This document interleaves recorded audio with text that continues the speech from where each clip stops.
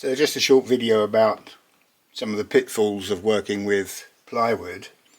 This is straight off the laser, and as you can see, a little bit of smoke here at the ends a little. Anyway, this is no big deal because that sands off really easily with a bit of 240 sandpaper. Now you don't want any coarser than that because then you start going through the ply. But another pitfall is if I lift this up, you can see that two of these pieces have come out perfectly, but one of them, if I turn it over, you can see areas like here where the laser hasn't gone quite through. Now it's only minor and it's easily rectified, but this can be a bit of a pain at times. You know, the plywood by its nature has voids in some of the plies, has knots, etc., which are more or less dense. There'll be glue in those voids generally. The knots will be denser and I guess reflect on the laser and can cause burning at times.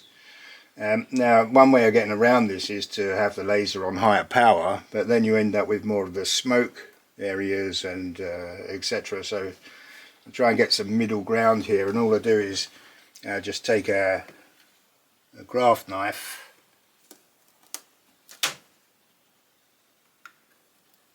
and just go through, checking everywhere else is okay. Sometimes this is bad, sometimes they just drop out like so.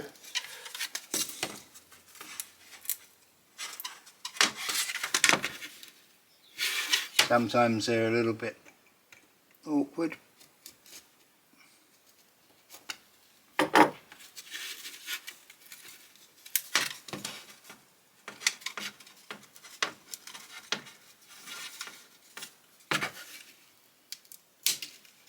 There we go. And now it's out. And one tip, you can see here there's a little bit of damage here. Now this isn't on show, but if it was on the front of the cleat, I just get a black marker pen just to tidy those little pieces up. Like I say, nobody's going to see that anyway. And what I recommend is that you cut these or put them through the laser so they're opposite pairs like so. So all this requires is a little bit of sanding here and here, and this is going to be on the outside, and so is that one, because you tend to get more, or you will get more smoke damage, if that's the word, on the backs where the laser or the smoke has reflected off the metal grid that you're supporting the work on. These are only minor things. This isn't going to be seen, so I'm never too fussed about that.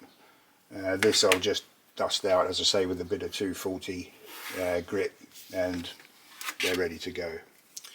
Okay, that's it. Quick, down and dirty video. I've been Alan, you've been watching. I'll see you in the next video.